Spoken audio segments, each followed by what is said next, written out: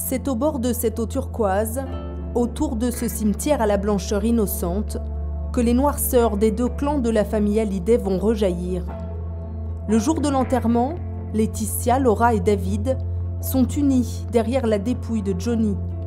Mais les tensions couvent, ils n'ont pas pris le même avion pour venir à Saint-Barth, et le soir des obsèques, la rupture est consommée. C'est une soirée dans un restaurant. David et Laura ne souhaitent pas assister. Et David et Laura repartent de Saint-Barth sans passer voir Laetitia Hallyday avant de partir. Et de là, les ponts sont rompus. 2 mois plus tard, la guerre de l'héritage commence. Laura et Laetitia s'attaquent par communiqué interposé. Et jour après jour, les personnalités choisissent leur camp. Eddie Mitchell et Joey Starr, du côté de Laura. Hélène Darroze, marraine de Joy, ou Alessandra Sublet, soutiennent, elles, leur amie Laetitia. On est dans un échange de communication, de coups par voie de presse aussi. C'est une guerre d'images. Mais ce n'est pas la première fois qu'en l'absence de Johnny, ses proches se déchirent.